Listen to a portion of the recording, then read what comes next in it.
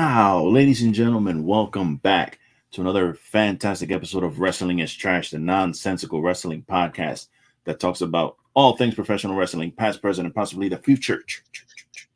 I am one of your co-hosts, Lou from the BX, host of the Everything Podcast, co-host of Wrestling is Trash, Trash Boy number 2, here with you to talk about this crazy-ass weekend that we just had for professional wrestling. All the events, all the wrestles, we're going to get into everything. But before we do that, I will allow my co-host to introduce himself while I take a nice sip of the non-sponsored beverage here for the holidays. Yeah, what up, everyone? Nick Anicelli, Trash Boy numero uno, here on another Trash Tuesday to talk about something we've been talking about for a while, but I'm very envious of Lou right now because Coquito is my shit. Look how frozen that shit is, bro. It's frozen. I can't believe this. Nothing. What a That's start all I got. to the show. You know what? It's probably for the best that's all I got. For now, got to keep it open. Now we got to kill that. We got to kill that.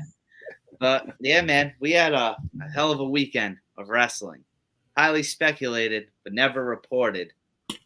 You know, I'm gonna let you start. Go where you. Bro, let me tell you something. Whatever you want to talk about. Listen, bro. There's so much happening. Like, so much has happened, and so much is happening right now. Like in the IWC, like it's civil war right now on Twitter. Like literally, there's a fucking literal civil war happening in the timeline, and I'm trying really hard not to participate. I haven't replied to anybody. I haven't, I've replied to like a couple of things, but it's been very like light. But I'm not getting involved in it because, again, there's no winning with these people. There's no winning with anyone. It's a waste of time to even argue with these people. So it's just funny to me to sit back and laugh and see some of these reactions. But dude, if you've been living under a rock as a wrestling fan, you probably have heard that CM Punk has returned to not All Elite Wrestling, but to the WWE. Hell has frozen over. CM Punk is back on the WWE roster. He was on Monday Night Raw last night, and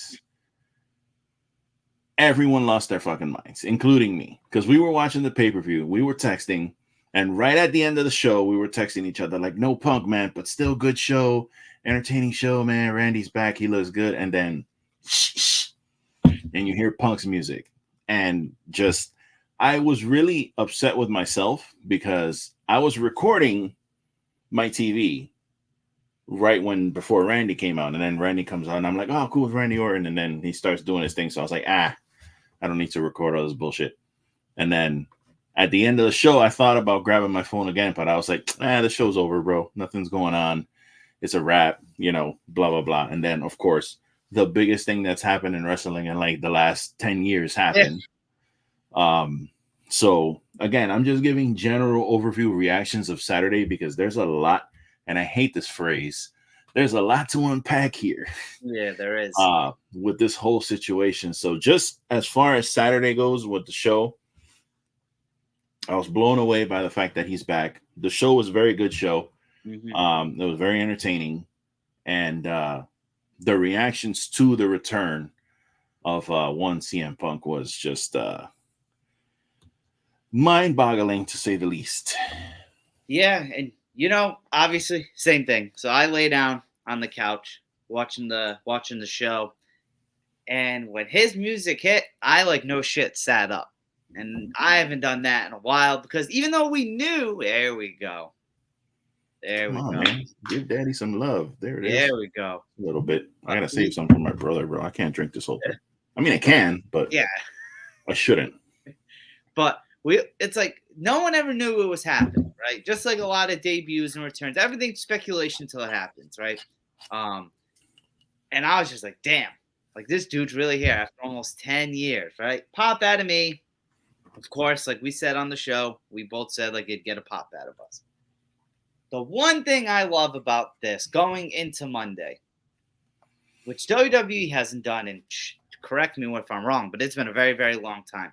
Something AEW, I think, personally does very well is they left you talking after the show, like with the Seth Rollins stuff, like how no one knew until the next day that the main event talent knew that they were in the match, and then how everyone thought Drew left because of Punk, but he left really before then, and you see the cameraman kind of waving, and it's good. I'm happy we didn't find that out right away because you and I were texting like Seth Rollins has been verbally known. Like, I don't care for this dude. And then Drew's in contract like mode right now, and Punk's a big dude coming in. Not saying it's necessarily going to knock Drew down, but Punk's probably going to take priority over to him, which is fair, right? It's fair to say.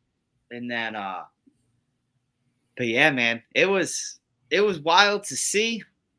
And I think I texted it to you. The one thing I don't want to say didn't like about that, but just that 12 hours of reaction to Seth and Punk, not knowing they like, you know what I mean? No one knew what was up. Man, and I get what they did, and we're going to dive into it with CM Punk leaving AEW. We have some news on that, but man, it just sucks that so much money, and not just money, because wrestling's all about money on the business side. We understand that, right? Oh, yeah. Some people would say they're not in it to make friends. They're in it to make money. Exactly. And we're going to probably get into that and why they did certain things with Punk. But it just sucks, man. So many great wrestling moments could have happened if prides, we don't know, we'll never know. But if some prides could have been put to the side with this Kenny Omega, Elite, Punk. And that's what sucked about it all, because we had like a solid 12 hours of not knowing that Seth Rollins knew he was coming out. You see him flicking him off, dropping F completely on WWE light, right? Yeah. Like if that would have been MJF doing it to him, would have made all the sense in the world, because that's his character.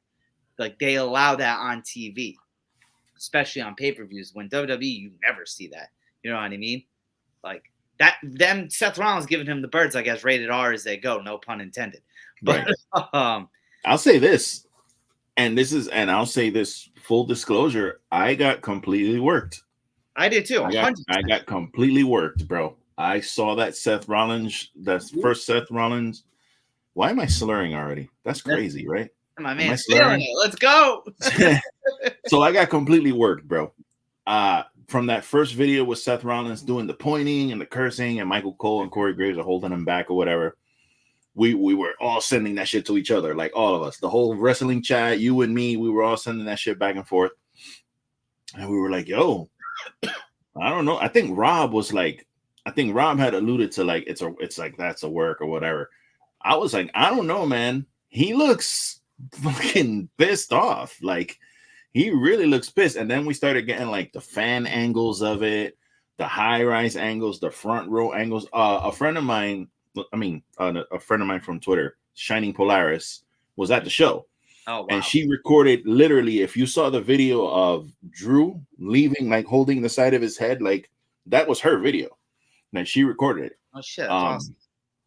So seeing that, and then the other video, did you see the other video with Seth Rollins where he's like, you can see his mouth moving, but you can kind of hear him saying it too. Better not be the fuck back there and all that. That. He's like, I don't give a fuck. I'm gonna go back there and punch him in his fucking face. I'm like, I was watching it. I'm like, dude, like if this is a work, this is a hell of a sell of a work, because dude, I'm convinced this is real. Like when I first saw it, like I was convinced. So quick question, need a quick answer. We don't have to dive. Shoot fight, who wins, Seth or Punk? In real life, them boys. Oh, Seth, man. Oh, I mean, you know what, man? Fuck. Punk was a UFC fighter. He did lose his fight, but he was in the UFC. Because you can argue they're literally like the same size. Shit. Like they might knock each other out. Yeah. They just might knock each other out, bro. Yeah. But no, I agree with you, man. Sorry that I kind of cut you off with the question there. But yeah, like it worked me. And then, and one thing I want to say, like, Punk looked like he put on some size. I don't know if it was just the T-shirt was complimenting the dude, no homo, but he looked.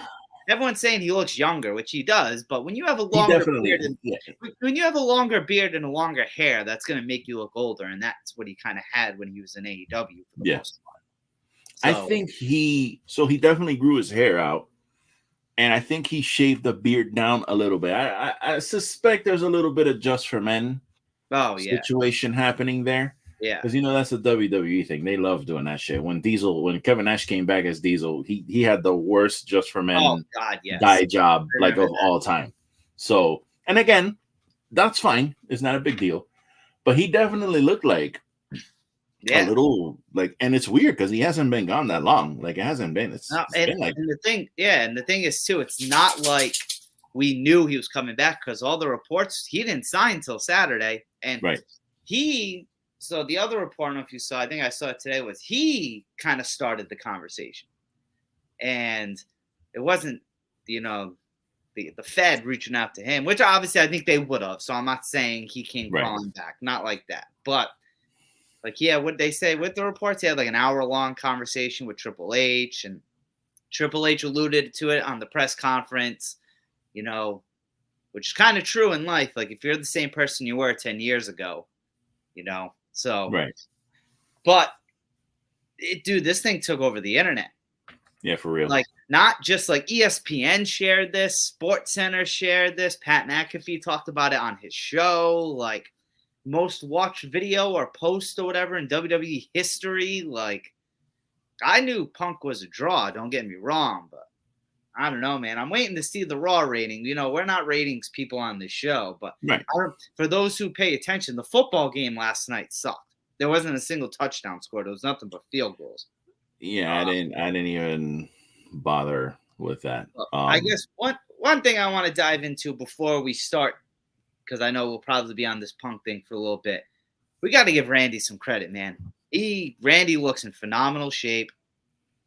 He came out, he was applauding Punk, saluting Punk, like in that regard. But, man, he looked like he didn't miss a beat on Saturday. Yeah, and then even last let's not overlook the big return of the night that happened before Punk. Obviously, the Punk thing's kind of taken over everything. But Randy Orton coming back, jacked, just looking like, what I'm saying, super built, ready to go. Came out, looks like he didn't miss a beat. He was hitting his spinning suplex. He hit his RKO from the fucking top of the cage and shit. Great RKO. Shout out to JD. Don't Google me for coming up with that spot or whatever. I don't know if he came up with it, but he definitely planked to make sure he was in perfect position to get that RKO done. So. Yeah. But yeah, man, shout out to Randy Orton, bro. He comes back. He looks great. He seems like he's re-energized, and he was saying 10 more years. That promo last night he had, like even when he came out to the ring, he literally said, I don't know if you saw, I didn't see the video till today, but when he was like grabbing the turnbuckle to go up there, he's like, I haven't done this in a while. I'm going to soak it in before he hit like his pose. And he's advertised to be on SmackDown Friday, man. I really hope it's him and Roman at the Rumble. Nice. Yeah, they could definitely go back to that for sure. It's about time this part-timer shows up and do his job, bro. Sick of this guy. Yeah, but yeah, man, Randy, he looked amazing, talent-wise, everything. He doesn't look like he's aged either. Yeah. Now, granted, he's not as old as everyone thinks, and to include myself, because he started when he was like 20. You know what I mean? So I'm going to look up his age right now, but he's got to be what? No older than 42? Would you say? He's 43. He's 43. Shit, I'm fucking 2 years older than that guy. He's 13 older than me, and he looks 10 times in better shape I am. And yeah, man, it was dope seeing him. Like I said, shout out to the ladies. I thought they had a great match. Oh yeah, it was dope. The only thing I'd critique on the card is because Bayley carried that War Games match, not in a bad way, but she was the MVP there. I'm happy. She got a lot of flowers and everything online. It seemed like backstage. Bayley's so good. And the match of the night that you picked, and I would have agreed with you, but I wanted to be different. Santos and Dragon Lee needed like 5-10 more minutes. Yeah, man. What the fuck? I don't know why that match was so short. Like there was, I mean, I get it. The War Games matches, you got to make sure that they have plenty of time because there's a lot going on there. The way the match is set up, like it doesn't even start till like 20 minutes in. You know what I'm saying? I get it, but you couldn't give 5 minutes to, give 5 extra minutes to Santos and Dragon Lee and let them come up with something, man. Like. And I was really looking forward to that match. And it was a good match, but it was just like it was almost like a SmackDown match. Yeah, and here's the thing, like Gunther and Miz had a good match, I thought, right? I thought the Miz looked good there, but you probably could have taken 2 minutes from that match and gave it to them, and maybe even a few minutes from Rhea and Zoe as well. Yeah. Like out of those 3 matches, in my opinion, that should have had the most time. Yeah, they definitely. I mean, hopefully they run that again. The show ended at what, like before midnight? It's like, who gives a fuck if it's another 5 minutes? Just give an extra 5 minutes to Santos and Drag and look the fuck. And with all the speculation and the Randy return, you weren't going to lose viewers. Yeah. That night, people weren't. That pay-per-view could have went another 45 minutes. I would have kept watching everyone because of CM Punk and Randy Orton. People would have definitely have kept watching. But yeah, I thought it was a good show overall. And then, but Lou, I'm going to ask you. I'm going to have you go first. And I say this because we're both big AEW fans. We're both CM Punk fans. What did you think of the promo last night? All right, so I'm going to say, first of all, I'm going to start this off by saying that Raw last night was fucking garbage. It was trash. It was a fucking terrible episode of Monday Night Raw.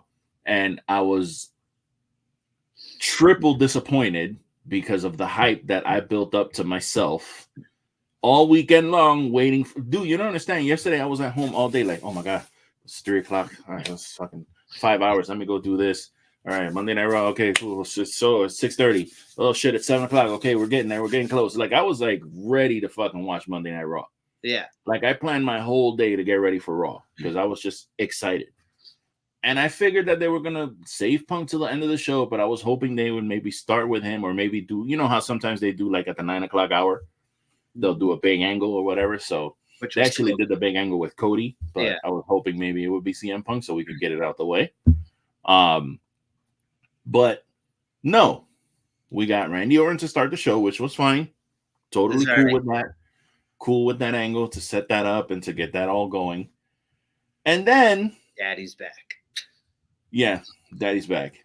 And then we get a fucking trash episode of Monday Night Raw. Again, the only thing worth talking about on the show was the beginning and the end. Not so much the match between Bronson Reed and Ivar, but the end of the match, what happened afterwards. Like that was pretty fun. The match itself was whatever. And really, I'm trying to think. Oh, then the Creed brothers getting a big win. That was pretty cool to see the Creed brothers like come out on Raw. Yeah, they're kind of getting the rocket strap to them. Yeah, and they're great. They're really good. So I'm happy with that. But other than that, dude, like, so I'll tell you this because I didn't tell you last night. I went to bed at 10:30 last night. I couldn't watch anymore. I couldn't do it. I was sitting there like, I can't fucking watch any more of this shit. And it was only half an hour left. Wrestling's hard to watch on the East Coast, man. Bro, it was only half an hour left. And I was like, I'm done. I can't do that. After that fucking Nia Jax match, Nia Jackson's always start. I was like, I can't, I can't, dude. I can't do this shit anymore. And I just went to, I went to sleep. Yeah. I didn't give a fuck about CM Punk or anything else that was going to happen because I was like, I'll watch this shit on my phone in the morning. And literally, that's exactly what I did. I woke up at 4:15 in the morning to get ready for work. And I grabbed my phone and I went right on Twitter and it was right there. The whole 6 minutes and 43 seconds of his promo. So now, regarding the promo, I've been thinking about this all day. Now, I'm not going to sit here and judge this dude based off of one promo on the first show back and this first time being back and God knows how long. But I didn't like it. Okay. I'll just say that I didn't like the promo. I thought it was very fucking weird that the way he ended that promo. And I'm gonna definitely say I expected a little bit more. Like I thought he was gonna get, first of all, more time. Like he literally only got 7 minutes to. Yeah, talk. So they reported today Randy and Dom went over on their match. So they had to cut time from Punk. That's a great start to this whole thing. Yeah. So he probably has something else to say, and he had to kind of like cut, his main point out of it or whatever. But even with that, like, I thought that they would have done, and again, I'm thinking that, well, it's not even just me. Like, the rumor is that him and Seth are gonna headline night 1 of WrestleMania. Yeah. You have months to build that shit up. So again, you don't have to rush anything. So that's why I'm not like, I'm trying not to get like mad about it or make a big judgment call about it or whatever. But I was kind of hoping that we were going to get like a face-to-face or something with Seth and him, just to at least kind of start this little thing, But the promo itself, I wasn't a fan of, dude. I was not a fan of it. It was very pandering. It was literally PG punk. And I hate to use that expression because that shit was trending on Twitter. Yeah. But dude, it's like, I'm seeing a lot of people voice their opinions on this thing, and some people do have a point as far as like, he's a bit of a hypocrite for coming back, and after all the things that he said, like suck a blood, what did he say? Suck a, to the Miz, he said suck a blood-soaked Saudi dick. Yeah. The blood money, that whole thing. I can't wait for him to go to his first Saudi show. I can't wait till when they do a Saudi show, and then like he's gonna fucking go there now. And he'll get a massive pop. That's the thing, too. Oh, my God. So I can understand some people who kind of are like calling him out on his shit, that he's a bit of a hypocrite when it comes to that whole thing. And all these past couple years, all the shots that he's taken at WWE, 2-for-1 extravaganza thing that he said to this one. Like, I get it. But it was cool to see him come back. And I know that they're going to build something that's going to be worth watching. But as far as last night, I just wasn't like, when I watched it this morning, I was like, damn, that was it. Like, I'm glad I went to sleep. So I'm right there with you in the regards of that's it. And I think it's because, as a wrestling fan, we were very, very hyped. I was the same way as you. Yo, it's Punk. I wasn't expecting any shots at AEW or anything like that, because that's not WWE's thing.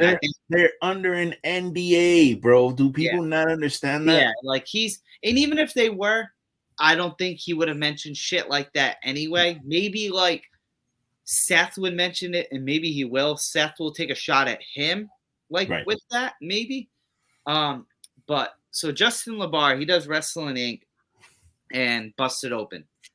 And I was listening to his take on it. And he's like, you'll never hear Punk bash AEW because WWE can't make money off it. Which is true. Like that, like in the regards, like I don't think he's gonna badmouth Tony Khan on mic. Like, what does that do for WWE business, really? Right. But he said him being a hypocrite and coming back is the storyline they're gonna go with. Like when he said I'm home and referencing things like that. They obviously threw the teaser out there with Heyman with the wise man thing. Because Sports Illustrated reported he's going to do a storyline with Roman, but that's first. Which the first thing I didn't like about that, because as much as we want to see Punk and Roman probably, makes me think, is Cody not going to win at Rumble? Yeah, unless Roman fights Cody, unless Punk beats Rollins and Roman goes after Punk's title, maybe that's the thing. I don't know. But anyway, I didn't think it was anything special, but like I agree with you in the regards, he just came back. The Rumble is literally 2 months away. I think it's January 25th, and last night was the 27th. So as much, and that if that's going to Mania, like, so what? First off, like, and it seems like this all came quick. So to be real, I bet you they know Seth's the end goal, but I really doubt they know what's in between now and then. Yeah, but now we're talking Seth and Punk. So Gunther's not winning the Rumble because Cody entered the Rumble. And you know what? What do they do now? What do they do now? So it's all convoluted now. Yeah, because here's the thing. So I think the easy answer for Gunther is Gunther and Brock. That's going to be the answer, which I'm fine with. I'm fine with that, especially if it's for the IC title as well, and Gunther somehow wins. I think that's beautiful, actually. I think he would have to win because I don't think Brock is going to win. I think the question with Gunther isn't if, it's when he wins the world title. Like, I think everyone can say that. Like, you know what I mean? This is one of them. Yeah, it sucks. He has to take a back seat because everyone loves him and where he's going. But, like, if any of us had the pen, we'd probably do the same thing. Yeah. But me personally, I'm even back in the day when Austin did it and shit, I'm not a fan of back-to-back Rumble winners. So, like, I don't want Cody to win the Rumble, especially when that's the obvious route. I'd rather have Punk win it just because Punk's never won one. So give that dude the accolade, right? Not well, that he needs that's the thing, too. Like, I thought since maybe last night Cody put in for the Royal Rumble, I was like, oh, okay, so they're starting this now. People are starting to declare for the Royal Rumble. Cool. I love that. I thought maybe since they did that, maybe CM Punk would come out and be like, you know what? I'm declaring for the fucking Royal Rumble too. I've never won a Royal Rumble. I've never headlined WrestleMania. This is why I'm back. Blah, blah, blah, blah, blah. Like, you kind of go into that kind of thing. So when I heard the promo, I was just kind of like, dude, what the fuck? What is this? I didn't even understand like what he was trying to go for. But again, we got to let it play out. I got to let it play out. I can't expect it all in one night. And that's exactly because it's like, as not good as it really was, you want to watch next week to see what he says or does next. Yeah. And I don't think he's going to be on SmackDown if Randy's going to be on SmackDown. Because I think moving forward, Randy's going to be on SmackDown. Because SmackDown needs star talent. Yeah. They do. Now that, because you got to think, there's no way, I get it, they're leaving Fox, but you can't have Seth, Gunther, Becky, Punk, like Cody, Randy on the same show and have Roman and LA Knight on the other one. Like, you know what I mean? But yeah, I agree. And it's like, I'm honestly fine if Punk wins the Rumble. Like, I would not be mad about it. Dude's never won it. Fresh back. Cool way. Like, who would have thought in August Punk would be potentially winning the Rumble in 4 months? Like, you know what I mean? That's why I'm strapped in to see what happens. But I wish he would have done a little more, but it's like the thing. I'm trying to think how to work. I wasn't expecting an AEW promo from when he first returned in 2021. I was not expecting, because I think even him winning, say he wins the main event night one, you could argue that still him making that return after 7 years to AEW is still a bigger moment. Yeah, definitely. Because you know what I mean? He wasn't expected to ever come back to wrestling. Like him coming back to WWE is up there, but I still think his return or debut in AEW trumps the return to WWE. Was it a crazier moment, maybe the WWE one, because no one ever thought he was going to come back? But from AEW, from the start of it, when they introduced it January of 2019, everyone was like, yo, Punk's going to go there, right? Like, and they tried. Tony said he tried and just shit didn't work out. Then COVID happened, whatever. But, and even the Fox thing, when he came out on that Fox show, I was like, oh my God, he's for sure coming back. Like, this is just a stepping stone to him coming back to WWE, and it never happened. Yeah. And then, but it's like, do you think they're in a weird booking predicament or promo booking? Because, of course, because of all the shit he said in AEW. Because I bet you because here's the thing, when Punk, you're hearing all these reports from Monday Night Raw and the pay-per-view that he was great to everyone. Obviously, it's the honeymoon phase. I bet you when he would have came to AEW in 2021, no one thought 2 years later he would have been fired, suspended once for a long time, injured, and was part of two huge ordeals in the company's history. Yeah. So it's like, what I'm waiting for is the moment like where Seth Rollins has a Matt Riddle moment where he's like, yo, you still there, Riddle? And he says some off-color shit that Punk doesn't like. And then backstage, he tries to play that like, what the fuck? This guy's going into business for himself. And Triple H is going to be like, nah, bro. We don't do that shit here. You need to calm the fuck down. Because Triple H, that's the one thing I'll say about like WWE, Triple H, Nick Khan, all these people. They have the ability to be like, I don't give a fuck how big you think you are. Shut the fuck up. Do your job. This is what we're doing. Be a professional. Blah, blah, blah. That's something that Tony Khan could take a page out of. Yeah, and it's like, because, it seems like just off of last night, what Seth said, Seth's going to be the heel in this. which I like. So I think Seth is a better heel than a face. Right. But like Seth's got to take those shots, right? Like there's no way they go to Mania and Seth doesn't mention the 2-for-1 extravaganza. Yeah. Like there's no way like that doesn't get mentioned. Yeah, man. And this is what I'm liked about it, because Punk's always been the rebel. That's his character. That's just him as a human, right? So saying what he said, the AEW shots on WWE, there's nothing wrong with what he said. Now I'm intrigued how he backfires that, because he always has something to say. Yeah. It's like all those, like the 2011, the Summer of Punk, when he was the anti-hero, like all that shit he was saying, he's like now doing. Yep. And it's like him, like, so I don't think him saying I'm home last night was like I think that was more of a storyline thing than what he truly means.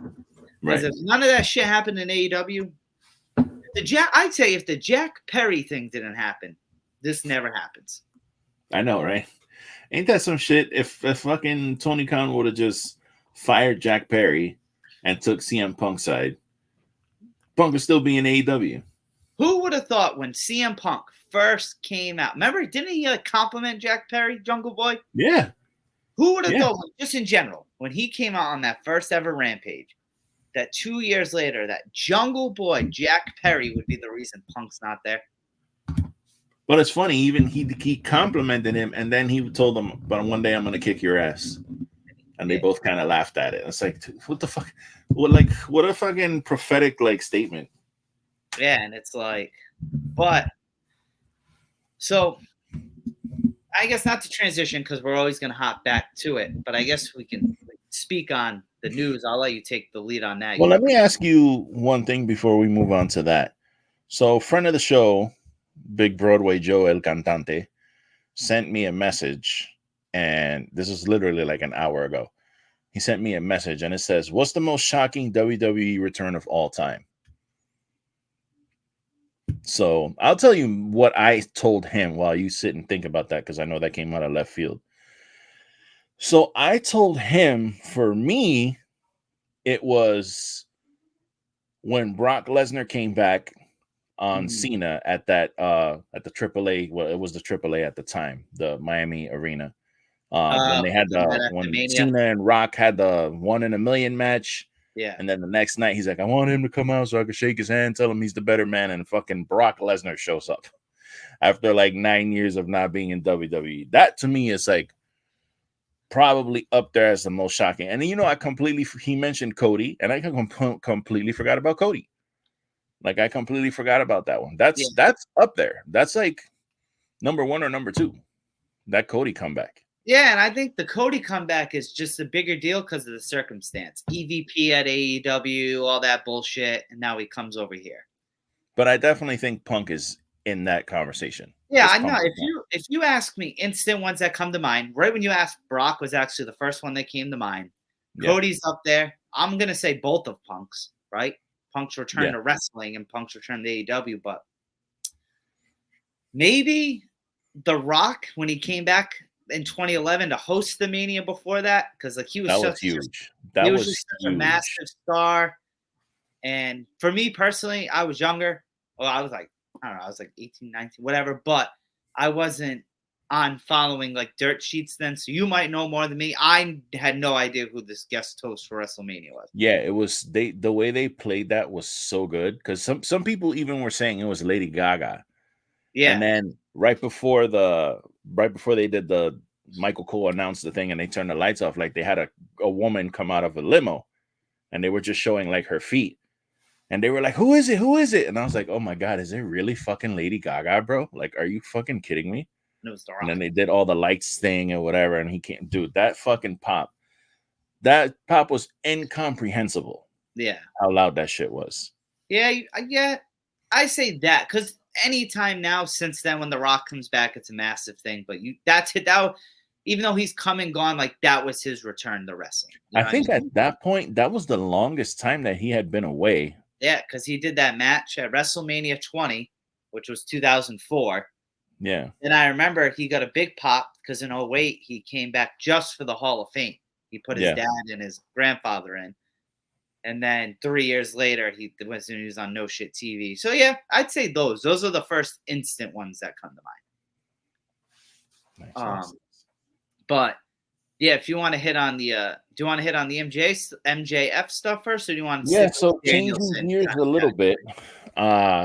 We got a weird breaking news, like from a wrestler by the name of Maxwell Jacob Friedman, who decided to break the news to Twitter that he has a torn labrum and that he's still going to work the World's End pay-per-view, but he's definitely got a serious injury. And then he immediately deleted it. Like after like a couple minutes, he deleted that. I never knew this got deleted. This is news. Yeah, he posted that shit, and then all of a sudden, when you went to refresh, it was gone.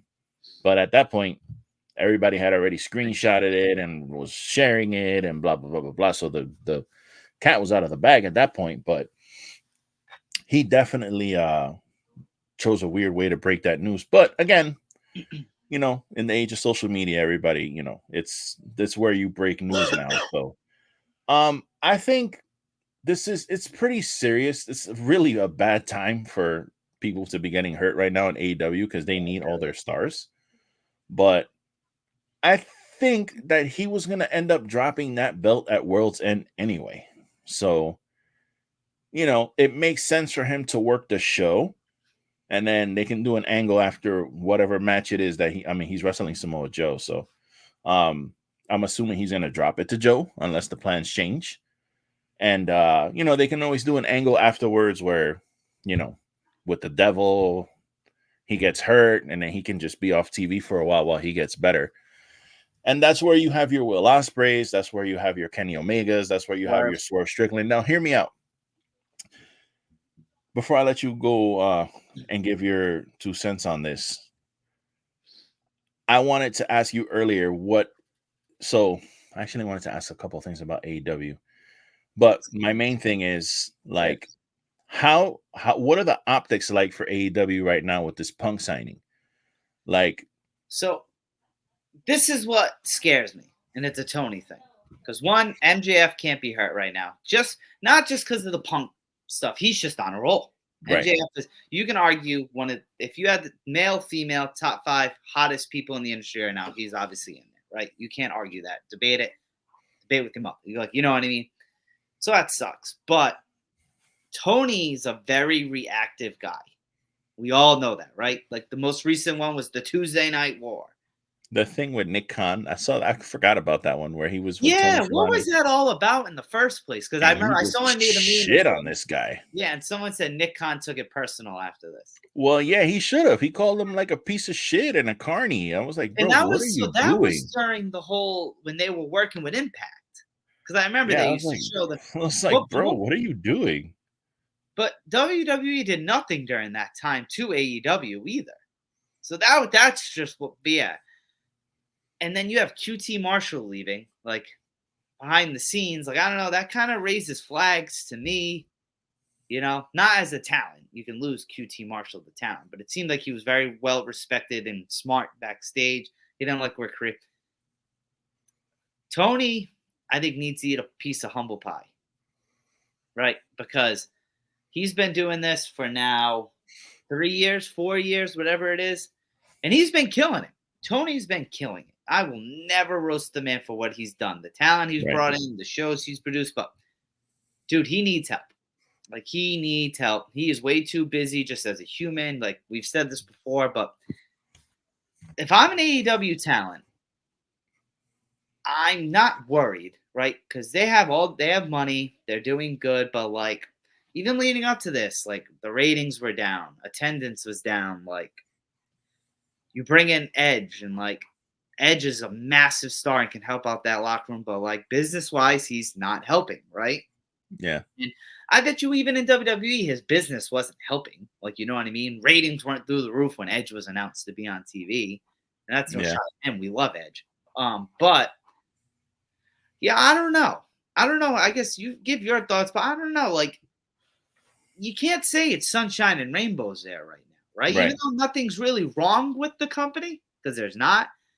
But Come on, man. CM Punk showing up there, like that's got to stir some conversation. Well, for You me, know it's what I'm like, trying to say? yeah, but for me, yeah, because for me, it's like, you fire this guy for cause, and then he just goes back to WWE and gets a big fat 3-year, multi-year fucking contract. And it's like, okay, well, he was a dick over here. He punched Jack Perry in the face. He started all this bullshit. He fucking had the scrum fight and all this stuff. He gets fired, but then he goes off to quote unquote the bigger company. And now he's making money and he's fucking probably gonna headline WrestleMania. So And, like, what the fuck? Like, and to add to it, it's been known in the summer, Seth said he's a cancer. It's been known there's tension with him and Seth. And what does WWE do instantly? put him right with Seth. So listen, I found the Tony Khan. Hold on. Wrestling business, Nick. I think there's only room for one Khan in the wrestling business, Nick. And it's me, it's Tony Khan. It's not some con man from Connecticut. Like, why? Tonight, Nick. In fact, I think He says, the funny shit about this is that he's sitting here wearing these big, ridiculous aviator glasses. Like, he looks like this guy, dude. This guy's so unhinged, bro. But yeah, it's like, the reason I brought that up was because I was gonna ask you. It was like a 2-part question. Like, the 2-part question is: are the optics really bad for AEW with this Punk signing?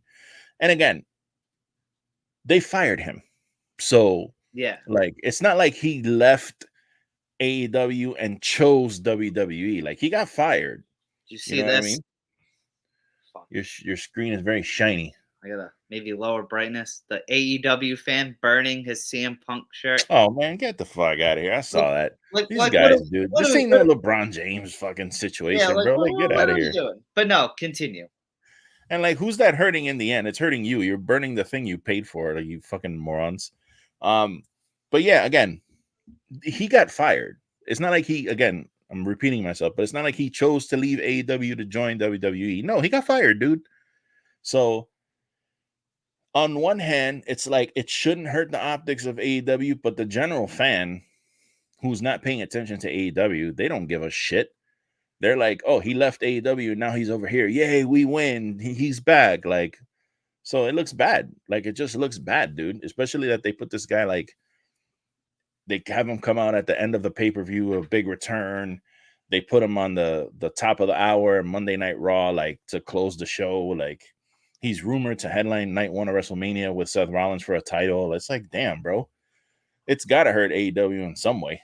But would you say, now I want to word this right, because obviously I'm a fan of AEW. I watch every week. I literally just spent money to get floor seats for a pay-per-view. But I would argue, because I don't believe in the A-B kind of thing, but would you say this is the first time since AEW's existence where it's clearly looked like it's the smaller company?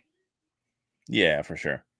Yeah, especially now that they're having like attendance issues and they're having to do a couple things to like mask the top part of the arena. You know what's hurting them too? It's like, they really need to take Ring of Honor, and what I think they should do with Ring of Honor, which I've said this before on this show, they need to send Ring of Honor to Daly's place and leave it there, where you're gonna get that like Orlando crowd who gets to go to those shows and like fill that little arena. So every week it's packed, instead of, because bro, I'll keep it a buck.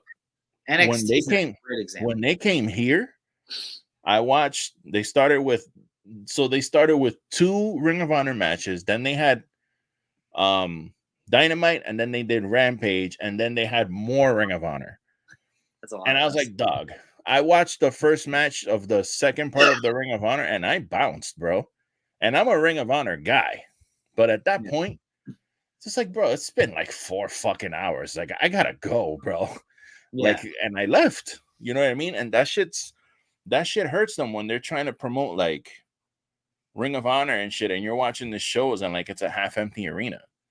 And another thing too is like, stop going back to the same places over and over again. Like, go to some new places where people want to see your show. Because like, I know a lot of people right now, bro, money's tight. Like, a lot of people don't have money to go do this bullshit. So if they've already seen Dynamite and it comes back, they're like, well, we already saw it, so we don't really need to go again. You know what I mean? And like, they don't go. the prime example for me with that, and it's just because I remember seeing it, was holy shit. What's the AEW Dynamite special they do at Arthur Ashe Stadium? What the hell is it called, though? Grand Slam. Oh, okay. Since 2021 to 2023, attendance and viewership has dropped for that specifically because they're in the same place every year. Like, I agree. I couldn't. As a fan, I want to go more. Yeah. You know come what I back mean? here. They came here once. Like, come back. I'll go again. Like for real. I hate having to compare them to WWE, but WrestleMania was here in LA in April. So they did the whole shebang here, right? The whole week whatsoever. Then they were here for Raw in September, right? They did a whole house loop show in the area. And now they're coming back for Raw again in February. And they're going to do another loop around here because then SmackDown. So SmackDown's doing Northern California. Raw's coming to Southern California. And it's like, how are you doing that many times in a calendar year? But Dynamite came here literally the beginning of January, like January 5th, and then didn't come back till November.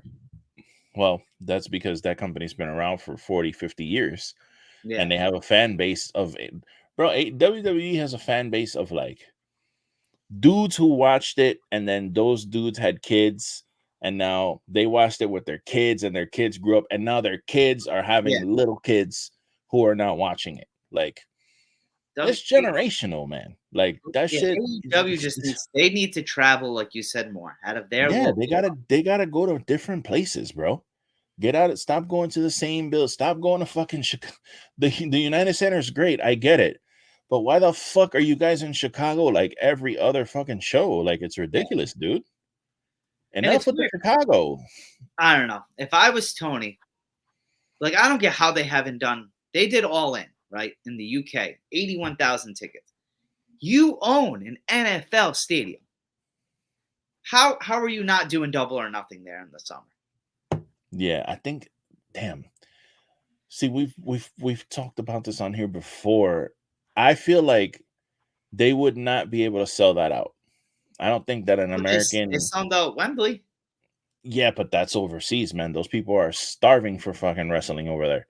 Remember, they don't get like regular Dynamites and shit over there that they can go see. Like, this is like once a year for them.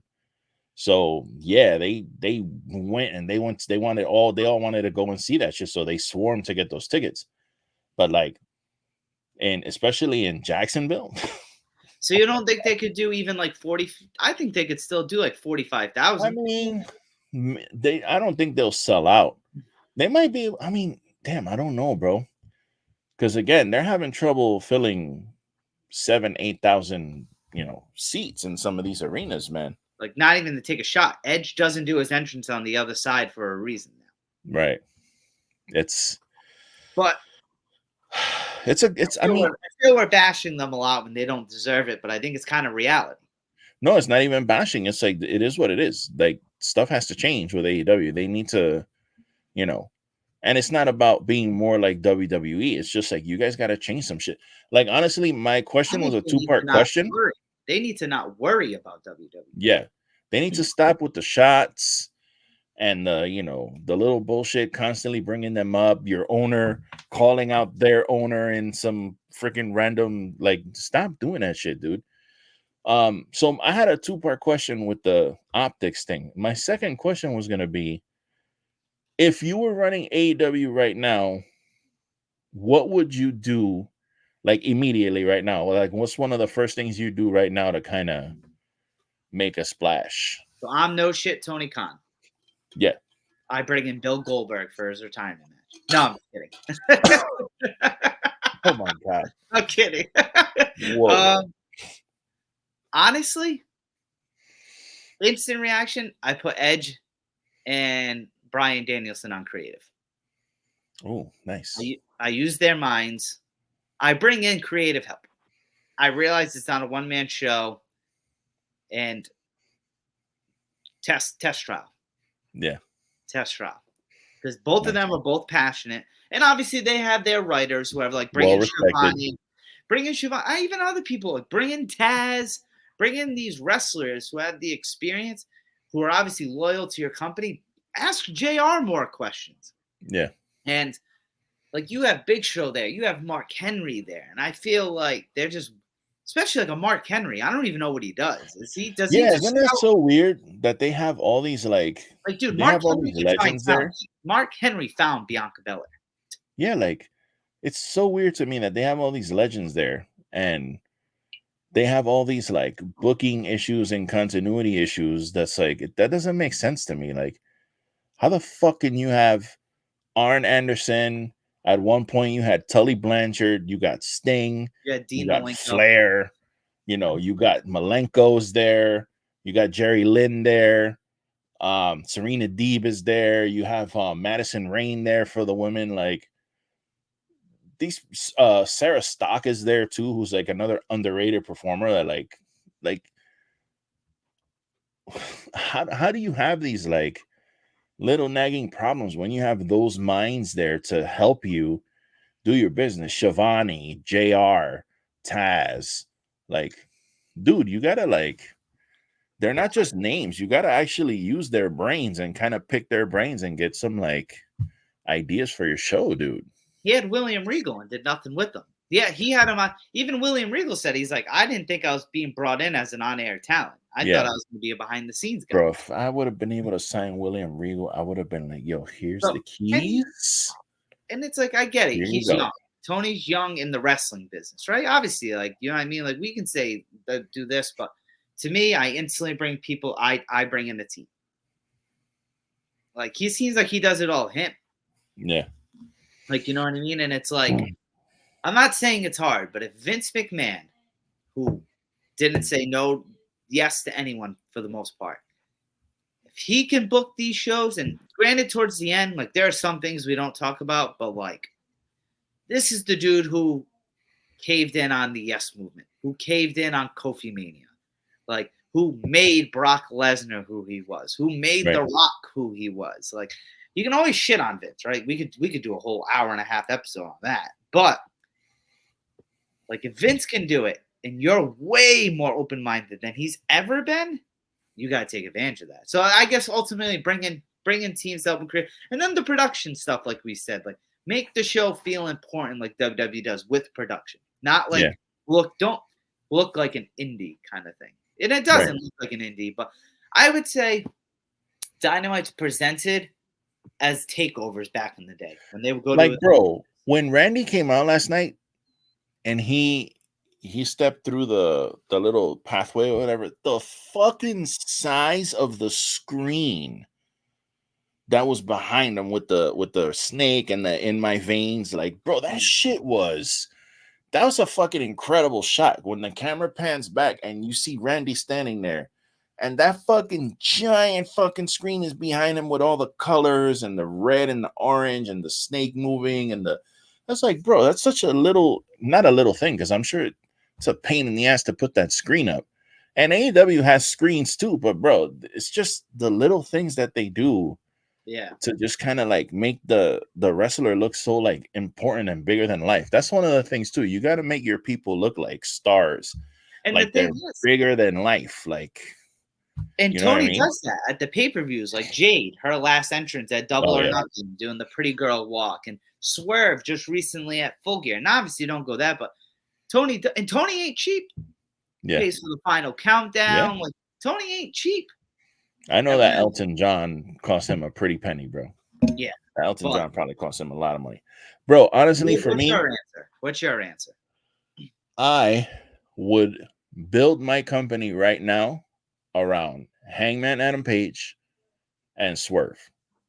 I would have Hangman right now be like a goddamn like psychotic cowboy. Just give him a mic, let him say whatever the fuck he wants to say, let him go out there and have these tough physical matches, put another belt on him.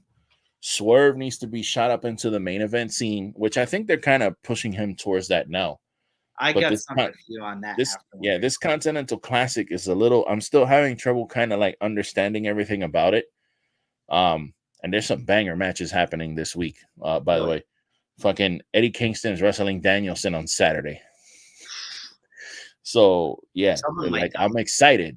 And that's the thing too about AEW. It's like I'm always excited to see the show, Yes. and they rarely disappoint me, which is why I'm like so critical of them because, bro, I want you to stick around. You don't have to be the number one thing, but I want you to fucking stick around and continue to like be there because it's a fun show, man. Like it really is.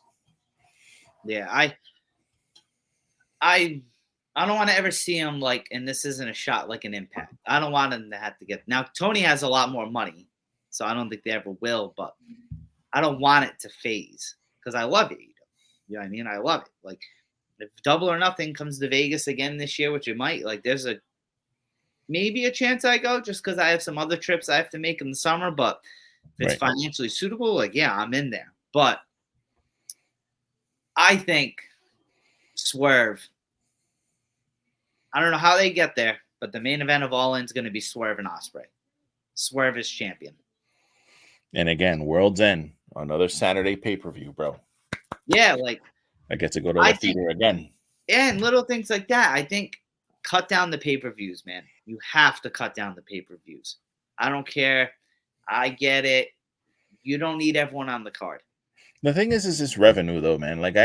I can understand why he's like trying to add more shows. At least it's not like once a month. At least it's not like once a month, you know what I'm saying? But it's fucking revenue, bro. You're getting a couple $1 million off of those shows. But you don't need to have 1,000 matches on the pay-per-view. Yeah. Like last show was pretty cool. Like I like that number that they had there for the matches. I think it was like 8. I think it was 9. Was it 9 or 8? Might have been 8.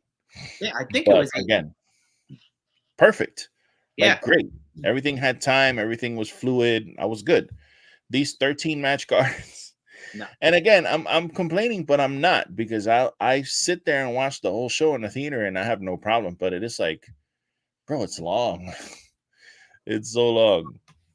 You know what I mean? And then they cut time from the wrong matches when they do that shit. So, you know, not everybody has to make an appearance. And I think he's like starting to figure that part out.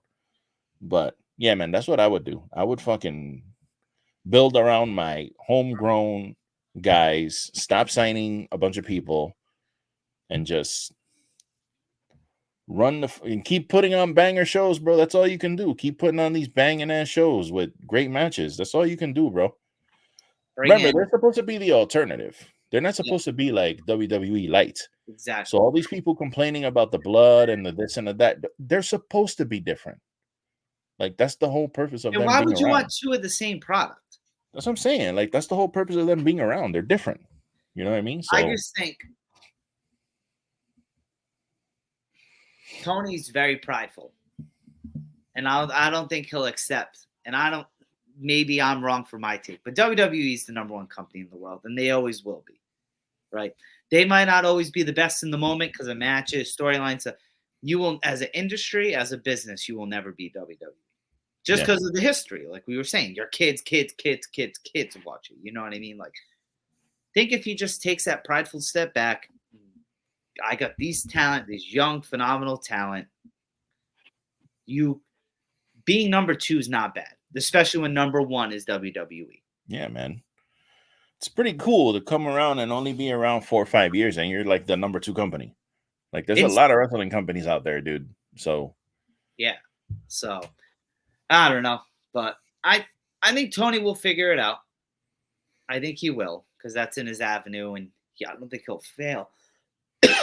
But yeah, I think they got things to work on. Same with WWE; they got shit to work on too. Shit, last night the first hour was commercial free, and then 10 minutes in they had a 30-second commercial. Immediately they popped this commercial, and I'm like, nigga, this is a commercial. Hey, did you see the look? You can see it there, the Stardust figure. Yeah, they're like, bro, this is a commercial. What are you talking about? Commercial free? This is a goddamn commercial I'm watching right now. Makes no sense. So whatever, you know, they both have stuff to work on. But again, WWE's a machine, bro. They throw stuff out there to kill time, and then they hit you with their important angles at the beginning and the end of the show. It's what it is. It's what it is, dude. It is. Everything else in between is gonna be fucking Akira Tozawa dancing and doing this dumb shit. We were sleeping on R-Truth eating jelly rolls backstage. Like, this is what you want to see? Like, oh, dude, you can't tell me you know. I always pop for R-Truth. I mean, I love R-Truth, but I'm like, It's just so it's goofy. just such and a he's so stark, good. like, that's the thing too, bro. It's like, there's people who like watch WWE. Again, there are people who watch WWE who don't like wrestling. You know that, right? They just like the spectacle. The They entertainment. don't actually like wrestling. They don't care about the moves. Yeah, it's the There's entertainment. people who genuinely don't give a fuck. And like, I love actual wrestling. Mhm. Like, when I see shit that looks quote unquote real, I'm like amazed. You know what I mean? When I see Oh, fucking, when I see Hijo de Vikingo doing a 630, like something that you can't even imagine how a human can do that. Like, I like seeing shit like that, and it's a Yeah. spectacle, yes, but I also like seeing a technical wrestling match. Yeah. There's people who fall asleep during that shit. They don't care, and Yeah. again, it's your up to your discretion, but like, that's the difference. Yeah, people were watching wrestling for the bloodline, not the matches that Yeah. Roman was doing. It was for like Sammy Uso, and he's not feeling so Usi right now. Right. Like, yeah. You know, I don't give a damn what the tribal chief says. Like I don't that. give a damn what the tribal chief say. I don't care. That Roman's reaction, that's like a top 10 reaction. So good. And I And miss it's all that, nuts. man. I actually miss the actual bloodline shit. I feel like we're not getting bloodline shit anymore. So let me ask you something. I saw this rumor. I can't emphasize rumor enough. That people close to Roman said that Roman slowed. Yes, he has a part-time contract, but slowed timed more. One, because of age. But long story short, like, we're looking at the very back end of Roman's career. They're tying in the leukemia stuff. Like it could be, not saying like he's sick again, but you know, maybe whatever. I mean, that shit's a serious fucking disease, man. Who knows how, you know? And I imagine it comes and goes, you know. Yeah, who knows how it's affecting the guy? I didn't even think about that. And people say that because it's like, I'll say this, and I'm not saying that rumor is right. I'm not at all, because like when Brock was part-time, like when he was champion part-time, like I think he was around more than Roman. I don't know. Well, maybe. We went. I think it's pretty neck and neck though. Because Brock was gone for like months at a time. That shit was ridiculous, bro. Think about it. We went 2.5 months without seeing Roman. Then we saw him because of Crown Jewel. He's obviously going to go to Crown Jewel because of the money for him and for the company. Oh, yeah. He wasn't at the Big Four show. And I bet you any money, I bet you we don't see Roman back on SmackDown. To include this week, especially with I say 2 weeks. Next week at the earliest, we see Roman. And it's like do you think when he loses the title, like, we could we're never going to see that motherfucker again. I'll never see him again. Yeah, and I don't know. I just kind of wanted your thought. Like, do you think there could be some truth to it? I mean, I can see. That's a wild take to make. Yeah, especially with the leukemia angle. I never even really thought about that because he came back and he was like, I beat it and I'm healed and I'm ready to go. And he just came back and started, doing his thing. And I haven't really thought about that. You never know how that shit could be, kicking his ass on his off days or whatever. So, and it could come in waves. I really don't know. So I could see how he's like on the back end of his career. Like he's pretty much getting ready to do like, another 2-3 years of this and then, be like super part-time. He just might be like a big attraction that every, maybe like once a year or maybe every other year or something pops up for something. You know what I mean? But I could see it, man. After this title reign, what does he need? He's won the Rumble. He's literally nothing. He's won the Royal Rumble. He went into the Rumble as champion. He's won the title multiple times. He's got the longest reign of all time. I think this Mania is going to be 8-time main eventer at WrestleMania, and there's going to be 40 of fucking titles. Like there's going to be 40 else for him to do. I want to do some math here. There's literally nothing else for him to do. Yeah. Except lose the belts. Out of the 40, you got to think, out of the 40 WrestleManias, he's main evented 8, because this year is going to be 40. He's main evented 8 of them. Like, that's a lot. Wow. Most of all time. And that dude did not get on TV until 2012 with the Shield. So it's like, yeah, he's got it. But to kind of transition back on here, I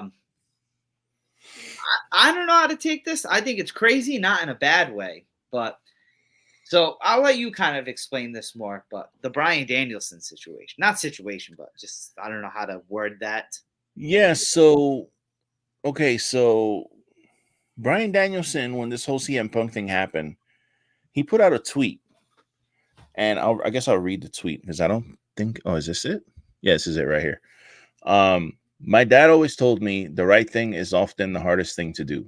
It won't always make the most money. It won't always be the most popular, but it's still the right thing. Hashtag AEW heart emoji. So he posted that like randomly. And people were like, okay, the fuck is this? And now it turns out, according to Sean Ross Sapp, that Daniel Bryan, well, that's not the right one. I don't even think I have the right one. So, Do you want me to read it from my phone? yeah, it's not here. I mean, I have it here on the phone, but I thought I had it uploaded. So, apparently, Sean Ross Sapp is breaking the news that Bryan Danielson headed up the disciplinary committee that ultimately decided to terminate CM Punk when he had the issue with Jack Perry. And that tweet is actually what he said to the talent when they were right about to make the decision. Like, that's literally verbatim what he told them when they made the decision to release CM Punk or to, fire him for cause or whatever it is you want to say. So that's a very interesting thing. What I find most interesting about that is the fact that that wasn't leaked by anybody. Ever. Like, we found that out because Daniel Bryan tweeted that shit. So that tells me that that's a tight-knit group that they have there. Whoever knew about that. I mean, if that's what he said to talent and that shit hadn't leaked out that he was on that committee, then either they got some strict NDAs over there, which I imagine so, or they show some type of loyalty when it comes to that situation. Or three, Daniel Bryan has a shitload of respect in that locker room because nobody wanted to betray that trust. He's literally, everyone says it, but he's the best in the world. Yeah. So I just thought that was an interesting thing to put in there because there'll be no Bryan Danielson slander with that. No, not at all. In no way. That's not allowed. In no way, dude. I really hope that, again, they're doing this angle where this is like his last year or whatever. I really hope that if it is his last year, like as an active wrestler, that he stays with the company and helps them, creative coaching, whatever, just helping them trying to get better, because I'd hate for him to just disappear. I mean, again, I know he wants to spend time with his family and his kids and all that, and I respect that too. But I would really hope that he's still somewhat involved in the company because they're going to suffer big time if he just leaves. I don't see a world where he's not involved with wrestling one way or right. I just don't. Because I'm pretty sure he only became the SmackDown GM back in the day when he had to retire because he was still under contract. Right. I doubt he was clawing at the limbs to be the GM of SmackDown. Yeah, I know. He was good at it. He was great. To be on Talking Smack. Getting roasted by the Miz. That'll always be a great promo between them two. Oh yeah, that's one of the best ones. Yeah, for sure. What did you think last night of Punk giving AJ Lee a shot out there? That was cool. She'll probably pop back up in the Royal Rumble. I don't see why not. I want her to, but I'm not getting my hopes up because if I do, she's completely shredded. By the way. I know you say she looks great, so you've obviously seen a picture of her. She's shredded. She's got a fucking 12-pack. There's got to be something to it, though, because you never heard of her, because she was... Oh, Nick is frozen. Left. There he is. Am I good? No. Yeah, you're back. Punk left WWE in such bad terms, and she still was, for years, the longest reigning Divas champion. They didn't book her terribly. They gave her a good send off, and but she never did indies. Never even had a cameo in AEW. Yeah. Do you She think started her own promotion? Like she started that Women of Wrestling. Yeah. So do you think maybe she's just not interested? I think we're gonna see her at Royal Rumble, bro. I think so. I think she's gonna pop up in the Royal Rumble because, just that. And again, I'm not saying it just because of the shout out. It's just the fact that it's WWE. Like, why wouldn't she? Like, I don't think she was gonna pop up at the Royal Rumble while Punk was like not there. You know what I mean? Like, because that still was like a bad terms kind of thing. So why would she like? You know what I'm saying? I'm sure it was going to be weird for her to go back while her husband still has all these beefs or whatever. And then definitely when he was in AEW, like, why would she go to WWE to be in the Royal Rumble when her husband's in the other company? So now that he's back, I could see it. I'm doing some crazy booking here. Oh, shit. Just want your thoughts. AJ Lee turns at the Rumble. Punk wins the Rumble. I don't know how you get there, but what would your thoughts be at Elimination Chamber if Seth and Becky teamed up against AJ and Punk? I don't want to see that. No, I had to throw it out there. No, it's cool. That's a cool, but I'm not into that. Like, I don't want even the Beth and Edge, and I'm like not into that shit at all. But another thing I don't like, I don't know if WWE's done in the past. They probably have. If I win the Rumble and I'm challenging you, we shouldn't even have a brawl. The first time we should touch is at the ring in WrestleMania. That's a big thing I like. And they did that with Cody and Roman, which I liked. But like, if I challenge you that next, like, we can have our promos faces, but we don't need a tag match where I team with someone and you team with the other guy. Yeah. And even if they don't touch, like, no, just, maybe help. I mean, sometimes I get why they do that. You know what I mean? Because it builds the anticipation, especially like if you tease the fact that they're gonna fight and they never do, even though they're in the same ring. Like I get it, but the intergender husband and wife versus husband, I can't. I'm like not interested in that shit at all. No, like, the only time I really was, and it wasn't good, was last year at Chamber because it was Rhea and Beth, like two strong girls. Yeah. And even then, it was nothing. Right. I don't know, man. But going to the Mania route, because that seems to be the hot topic online is Mania right now. Yeah. Matches. I got one thing here that was... I saw it pop up on Twitter. Speaking of going into Mania, and I hate to interrupt you, but usually we get the Hall of Fame inductions during WrestleMania. And I saw this, and wow, what a great fucking idea this would be. Like, I'm all for this. And I sent this into the chat, and I was like, dude, if they announce this, I never watched the Hall of Fame. I haven't watched the Hall of Fame in years. I see little clips or whatever, but I've never watched it because you didn't watch Takers? No, I didn't. No? I just don't watch them, but I will 100% watch that, and I will 100% hear blubbering like a little bitch, crying the whole time. I really will. Nothing wrong with it. No, but not to talk like depressing, but unfortunately, after Eddie Guerrero died, he went to the Hall of Fame that in the very next year. Yeah. So he passed away in November, and April he was in. So yep. I think, honestly, you know why they have to, right? Extreme Rules, where he returned, was in Philly. Oh, man. I feel like, and Philly's just such an intense crowd who loved Bray. Like, those are, it's just terrible. It's terrible that he passed away, and it's like an afterthought. Like, we don't even, it's like it happened, and it's like, all right, it happened. Now we're all back to this. Like, Cody, CM Punk, hey, the world goes on. And I know life goes on, but I think that would be really dope if they announced this, like, who in the next couple of weeks. Braun and Redbeard? Is that who inducts them? Oh, yeah. Probably Braun Strowman, Eric Redbeard, or probably, maybe Brody's wife will be there too, Yeah, definitely. But, yeah, dude, that would be sick. But these are the matches I got going forward. Just yes or no if you agree. When you can jump in right after I say it or at the end. But Roman Cody, You got Seth and Punk. I think you get Gunther and Brock. Jay and Jimmy.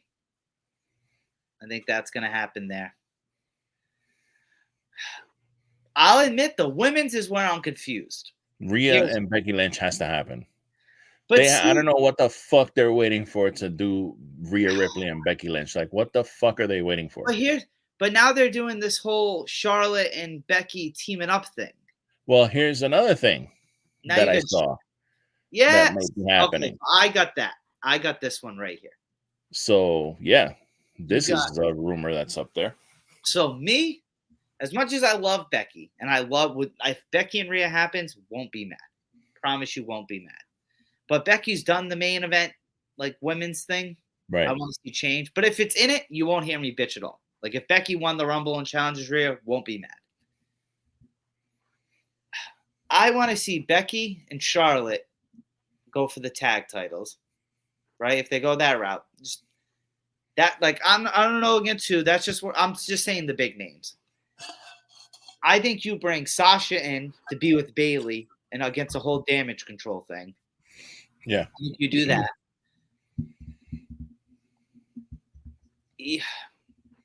Bianca and Jade.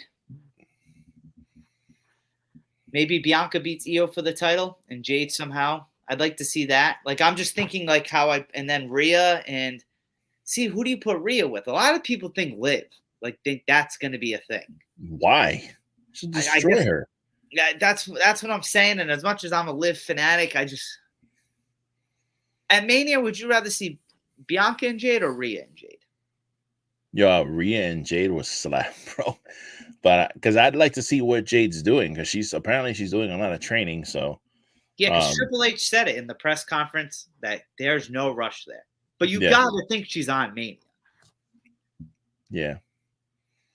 I don't know. See, what do the you thing do? is, right now, I think like with the women's division going into. Well, the thing is with Sasha Mercedes, there's rumors that she's coming back or whatever, and I kind of see where they're kind of leading towards a horsewomen versus damage control thing.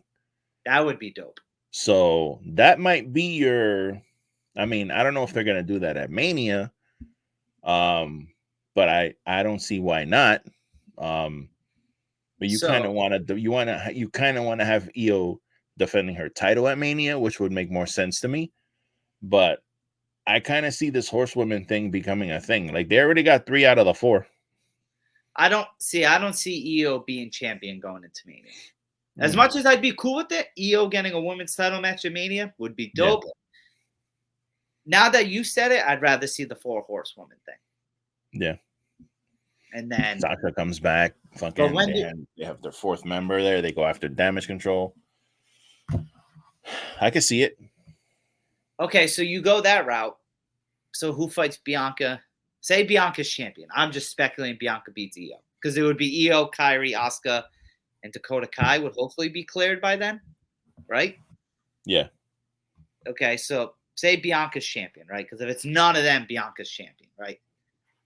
So Bianca and Rhea are champion. Who challenges them? I would guess that if you got your horsewoman tied up, I would guess that besides your horse, yeah, is one of them. I mean, I don't know if I want Jade and Bianca or Jade and Rhea. I hate to be that guy, but I think they'd go the more obvious Jade Bianca route. I think Bianca would be better because I think she's a little more athletic than Rhea is. Rhea's great. Don't get me wrong. But Bianca's a little more athletic and Jade is super athletic. So I think they would like mesh together better. But who fights Rhea? So who fights Rhea? Because even if you think NXT, you got plenty of women on the roster. They could go with Tiffany Stratton. They could call her up.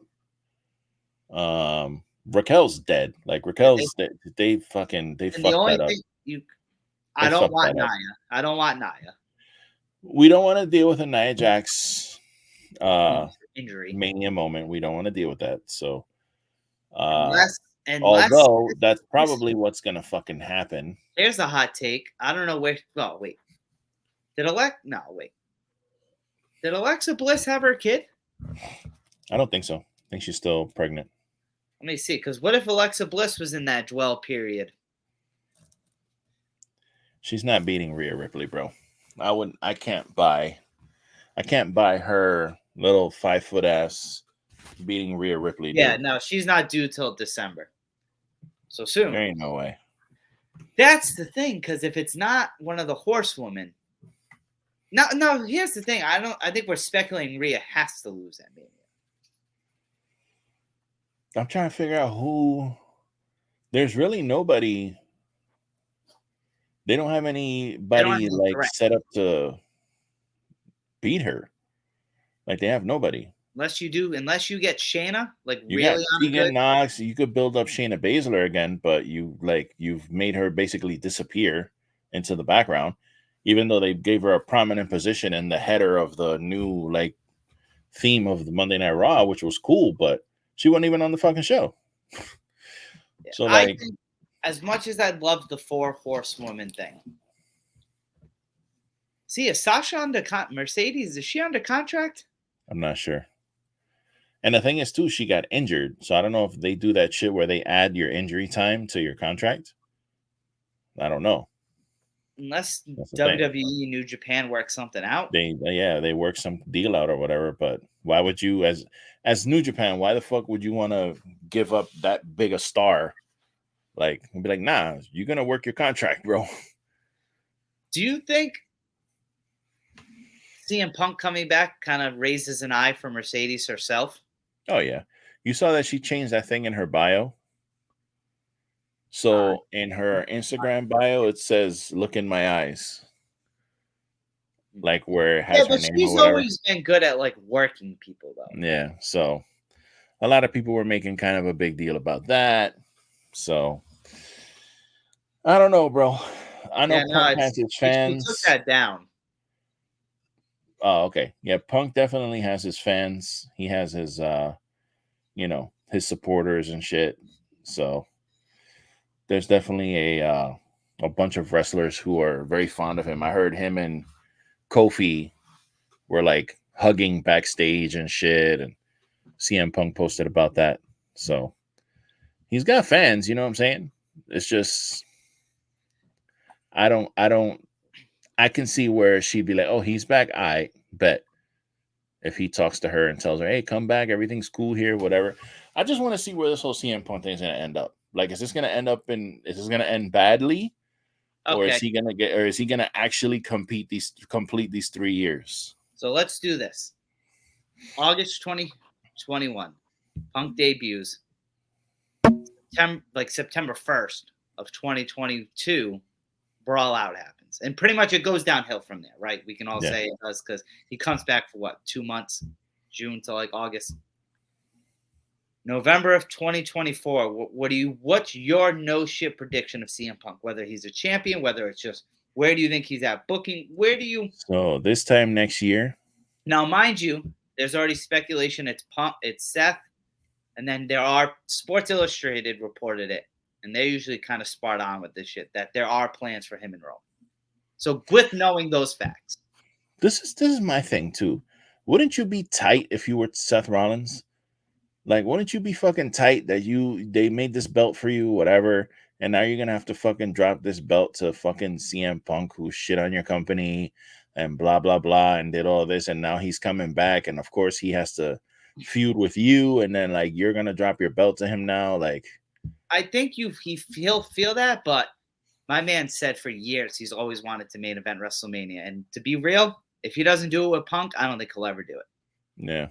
Like, I hate to say it. I could be wrong, but if they'll say there was a hot woman storyline, like, look, the tag titles main event in WrestleMania last year. So Triple H is clearly going to do what's the hotter storyline. Yeah. I'm not saying it'd be guaranteed, but you got a better chance of Seth and Punk main eventing than Seth and Gunther. And then the thing too, you gotta think if they have WrestleMania, that means that CM Punk has to hold that shit all the way till November. I don't know, bro. Because if he goes with Roman, you got to think that's SummerSlam, right? Because that's their second biggest show. Bro, they can't do Roman Punk. They can't. Cody has to be the one to take that fucking belt off of him. I'm saying Cody wins at Mania. Punk wins at Mania. Roman I challenges. think we're not going to see Roman for a while after he loses, bro. Well, Mania's in April and SummerSlam's in August. I mean, I think he's going to be gone for quite a while. Like, I would say like a year. I don't think we're going to see Roman for a while. Okay. Yeah, I just think he's going to, if he loses that belt, he's just going to be gone for like a minute. I don't know, but what do you see in a year? I personally, A year from now?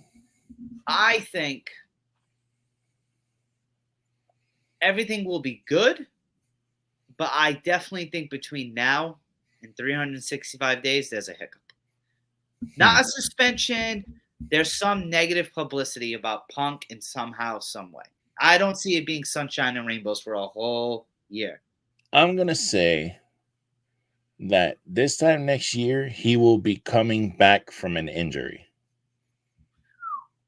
Damn. He will be just coming back off of like an injury. He'll be back like a week or two. He had two from injuries. like an injury. He did have 2 injuries in AEW. Yes, he did. Yes, he did. Bro, this is just WWE. Like I said to you in a text, they got handed a layup. They booked this show to be in Chicago before he was happy in AEW. Yep.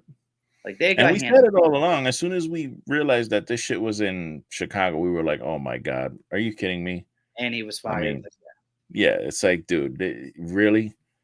So I don't want to say we called it, but you know, we have been talking about that shit for quite a while. I think a lot of people kind of put that. To be fair, I think a lot of people kind of put that, you know, puzzle piece together when they heard that shit was in Chicago. So it's kind of just like, do you think this was all right between this and Cody? Which one did you think was more obvious? Like Cody more coming obvious? Definitely Cody. Cody. Yeah, definitely Cody. Even though Cody was like, it's like not really obvious, but we were like, we were like, if it's not Cody, this is going to be a tremendous fail. So we kind of like, especially us who are constantly on the internet and shit, like the people who weren't on the internet, I'm sure they were like completely taken aback. But those of us who like kind of knew the little scuttlebutt, we were like, yo, it's got to be Cody, bro. It's got to be. And you know what? I envy people like that. Think about that. There's a guy, girl out there that has nothing to do with social media wrestling who watches WWE, say just WWE even, every week, and was like, holy fuck, CM Punk's back. Yeah. Like we reacted like that, and we read every dirt sheet, we watch every show every week, and we were taken back. Yep. Sometimes I wish I was. I definitely know for sure know that they're, and like you said, you have friends of yours that were like, "Oh, I'm gonna watch Monday because he's back," like, and they haven't watched wrestling in years. There's plenty of people like that. Yeah, we were talking about it today. They're like, "Yeah, I guess I understand the promo long-term thing, but you know the one thing they pointed out, that crowd sucked with CM Punk. Oh, that crowd was terrible. That national crowd should be ashamed of itself. Dude, he came out watching live. I don't know. Did you see his whole entrance and everything? Like you saw the whole. So, dude, he came out. He didn't even get a CM Punk chant in his entrance. Like that's like wrestling 101. Yeah, that crowd was terrible, bro. And that where it was really I think the one CM Punk chant during, like that's because he had to spell it out for them. And you know what was that? They panned to the crowd. WWE did the right thing. Panned to the crowd. Everyone was just like this. And it's like, that's one of the most annoying things. Like, and listen, I go to live shows. I do take video. I do take pictures. But, bro, there's people who sit in the front row and they're like this the whole show. You see them just there recording the phone. I'm like, bro, what the fuck are you going to go? You're going to go home and watch that fucking video on your phone? Like, what the fuck are you doing? I record entrances and that's it. Yeah, I know. And don't get me wrong. I record certain things. I see, one of my favorites come on. I do a little recording. But to sit there the whole show like this with your phone like that, and you're just recording, like, fuck, what are you doing? He got dealt a shit crowd. Yeah, that crowd was awful, bro. And it was really obvious during even Randy to start the show, he didn't get much. Yeah, It was really obvious during the tag team match. Like when Indusher came out, those people didn't give a fuck about them, bro. No. They did not give a fuck. These people came out to silence. Well, to be fair. Yeah, but dude, I mean, I wasn't expecting like a big pop for Veer and Sangha, but at least, you know, react, do something, make some kind of noise. You know what's nuts? If done right. Oh, I thought of you last night. Fuck what I was going to say about that. Someone tweeted it, and this is why I hate wrestling like fans online, because it was a great tweet. Someone's like, I think you're going to have DIY win, and since their face is celebrating, and AOP makes their return. Ooh, I thought they were going to come out last night. Did you see the thing? Like on the there was a report going around that AOP and is it Gallus? Is that how you say it? Yeah. Were like on the program for the WWE stuff that weekend. And it's no like, shit. Oh, yeah, that's right. They were on the program for Survivor Series, weren't they? Yeah, I think that WrestleVotes page tweeted it. Let me pull it up quick. I thought I did see that. That AOP was definitely on the card for not on the card, but like I'm told the Survivor Series official event program features two noticeable teams, one being Gallus, as no other NXT group or superstars included. The other noteworthy team included in the program is Akam and Razor, formerly known as the Authors of Pain. Seems both could be headed to TV shortly.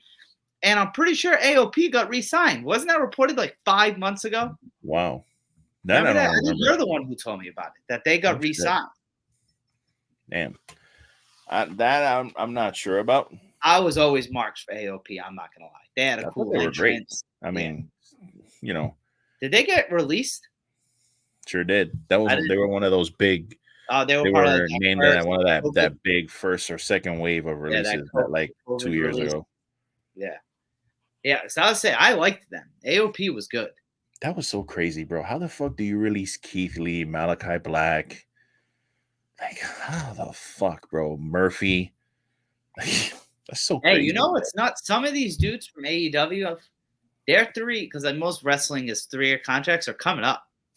Yeah. Yeah, man, there's gonna be a lot of that shit. There's gonna be a lot of talk about FTR and Andrade, I think, is the only one that's gonna go back. Andrade's, I don't know, bro. I think FTR is gonna end up back in WWE at some point. The Revival will end up back there. I just hope that they're paying attention to their good friends, the Good Brothers, to see how they're being used on TV before they decide to jump back into the family. I think the only two that will are Andrade and Malachi. And I think Malachi mostly because his relationship with Triple H and like his wife is obviously. His wife is there, yeah. Yeah, so like I see, like I bet you Triple H has already had conversations with him. Could be. Yeah, Malachi seems like he's been wanting to go back for a while, which kind of sucks because I really like House of Black and that whole aesthetic. I do too. But man, you know, these guys are gonna do what they're gonna do whatever's best for them, man. So at the end of the day, man, we say it all the time, money talks. That's right. Money talks. Like, I guess let me test you here and then we can wrap it up. Would you rather be you could pick whatever company, I guess, but the scenario is, would you rather make more money and be like barely used and stuff like that, or would you rather make less money but like be like an upper mid card main event talent? But we'll say you're making like $5 million and you're kind of there, or God damn, or you're making you're making like $2 million, but you're used. I mean, at that point, it's. And bro, that's $3 million. Kind of negligible. I saw a tweet similar to this, and it was, I think this is probably the better question, because if you're talking about $2 and $5 million, like it's millions of dollars, bro. I mean, 2 and 5, it's kind of the same, even though it's not really. But I saw a version of this question a couple of days ago, and it was, if I remember it correctly, it was, would you rather be a mid-carder in AEW or the world champion in Impact Wrestling? And I said I want to be fucking world champion in Impact Wrestling. Are you fucking kidding me? It's not even close. Like, it's not even close. What's the For money? me, it's not even close. See, so I'm a big money guy. I'll admit money talks to me. No, money's not even on the table. So I'm making the same. This is just you. Let's say you're making probably the same shit. Would you rather be the world champion in Impact TNA Wrestling, or would you rather be like a bottom mid card guy in AEW? If I'm making the same money in a situation like that, yes, I want to be the world champion. Yeah, man. There's no. Now, if it was mid card, AEW, but I was making significantly more money, I would pick that. Yeah, of course, money. You know, when you're AEW is not going to be able to. I mean, Impact's not going to be able to compete money wise with AEW. I don't think. Well, that's a lot. What they could pay their people. That's a lot. Did you hear what Impact said about CM Punk? Well, yeah, I'm sure for CM Punk, they would have thrown the fucking checkbook at him for sure. I wouldn't think Impact had money like that to get a CM Punk. Yeah, I'm sure they would have talked. I'm sure they talked to their what's that, Anthem Sports. I'm sure they talked to their owners like, listen, if we get this guy, it's gonna be worth it. Let's give him, dude. It's gonna be worth it. Let's give him this money. I'm sure they got. How much longer Trinity has there? Because it seems like Impact does like short deals. Yeah. People who work at Impact are very loyal, dude. They're very loyal to that company. They treat them very well over there. You never hear a bad thing about Impact. No. They treat their. I mean, there's. Look, didn't Jordan Grace get an NXT contract and she stayed with Impact? Jordan Grace could have gone wherever she wanted to go, and she went back to Impact. Like, I'm pretty sure Deonna Purrazzo is going to resign there. Or do you think she makes her way back to WWE? Because I'll admit, she's one that was like barely used in NXT. They brought her up to the main roster in June, and she made her. I think she's one of the biggest people, besides like a Zack Ryder, that got released from WWE and made a big name for themselves. Yeah. Yeah, she definitely she's got a name for herself out there now. So I'd love to see her on a bigger stage because I love her as a wrestler, and I don't really get to see her that much. I love her as a wrestler and as an Italian. So. Oh yeah. I think that's gonna do it for us. Just to sum this podcast up, crazy time in the wrestling world. CM Punk's back in WWE. As they mentioned on TV, as Lou started the show, hell is frozen over. We got that in the WWE side of things. We got the Continental Classic in AEW. Potential world title change. Still big signing over there with Will Ospreay. Cannot brush that under the floor. There's a lot going on in wrestling right now. And it's crazy because this is supposed to be the boring time in wrestling. The winter, right. The holidays is when it's supposed to suck. Now, between now and the end of January, I think we just got one big show, the AEW pay-per-view. WWE's got nothing until the Rumble. Yeah. And it's nuts. So pretty much, I thought until last Saturday, I think I even said on the show, you can chill with WWE for a little bit. Focus on AEW because the Continental Classic, that ends the end of December. You can easily hop back in WWE for the road. And now it's like, well, now I'm watching everything again. Yeah, and it's funny because, like, dog, again, I was so hyped to watch Raw. And when CM Punk came back, I was like, oh, that's it. Monday Night Raw now is a must-watch show. I have to watch that shit every Monday. I don't think I'm going to do that. Going off of what they did last week, I'll tune in next week and I'll see how it goes for the first hour and a half or whatever. But if it's more fucking... I'm not watching Akira Tozawa dance. I'm not watching that. That match was terrible, bro. That Alpha Academy and DIY, I was like actually excited. I was like, oh shit. Okay. Akira Tozawa was good. You know, Otis is good. And DIY is DIY. Let's go.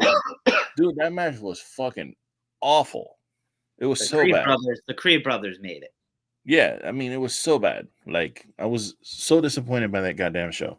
No, I think until they do something noteworthy, I'm going to tune in just for segments. If I know Punk's opening the show, because here's the thing, everything's on Twitter. So you can just refresh Twitter and they'll be like, all right, CM Punk's coming on next. Like immediately after it happens, when they go to commercial, they post a clip on Twitter now. So it's that's like Raw is good when it comes to their main event shit. I want to see what Seth's doing now. I want to see what Cody Nakamura. I want to see Punk. Like I want to Oh, see that I did like. I did like the red mist in the face. Yeah. I thought he should have beat him up a little bit after that instead of just standing there, but like whatever. I'll tune in. I don't know when the match is, but I'll tune into the Creed Brothers Judgment Day match. But like besides that, like Gunther and Miz, they're running that back. I really don't care to rewatch that. Dude, why? If Miz didn't win the first time, he's not gonna win again. For real. But no, wait. Actually, I got one last question. Then we'll go. I promise. We keep talking about Gunther's title reign. Is Brock the one to beat him? No. Because if Brock's not, then you got to build someone up amazing. I would. They should really do the Chad Gable thing. So it would really help Chad Gable. That would fucking make. But they gotta like. Because now you got to think this isn't happening till May, June at the earliest. Because Mania is in April. Yeah. But that's the thing. If Brock's not the one to do it, you got to build someone good. It's not going to be Brock because then you're going to have to put the Intercontinental title on Brock, and then someone's going to have to beat Brock to take that fucking belt off him because he's not going to want to fucking. Yeah. He's not going to want to be Intercontinental Champion, bro. But that's the thing. Like, but if it's not Brock, which I agree, I don't think it should be, you got to build someone good. Yeah. Like, the storyline has to be good at least. The only one I could see really right now is Chad, if they build him back up again. Because they kind of like were building him up and then they beat him and then that was it. Unless after Mania you do a really good build with like Carmelo Hayes or Braun Breaker. Okay. Or Ilya Dragunov. You bring him up. That'd be a good way to bring him up. Yeah. You could do Ilya Dragunov. Yeah. I don't know. I believe that. He beat him once before. But he beat up Walter. Big boy Walter. But, all right, that does do it. I'll plug us first so I can get us out of here. Follow me on Twitter, Instagram, Nick Anicelli. But most importantly, follow the show on our YouTube page, Wrestling is Trash. Like, comment, share, subscribe. Throw your thoughts out there. There's a lot going on in the wrestling world right now. Please let us know what you think. If you more of the audio version on the website, you can close the browser and still listen at randomrob.com. Got to get the godfather of the podcast out there. Anywhere podcasts can be found, we're out there. Just, make sure you're listening, tuning in. Twitter, Wrestling Be Trash. But most importantly, I have to reemphasize again the YouTube. Wrestling is Trash. Follow it. YouTube. Lou, plug us and take us home. Oh, yeah. So, ladies and gentlemen, we've come to the end of another episode of Wrestling is Trash. Thank you so much for joining us on this epic journey. We thank you so much for viewing this podcast or listening to it, however you take this content in. We appreciate you.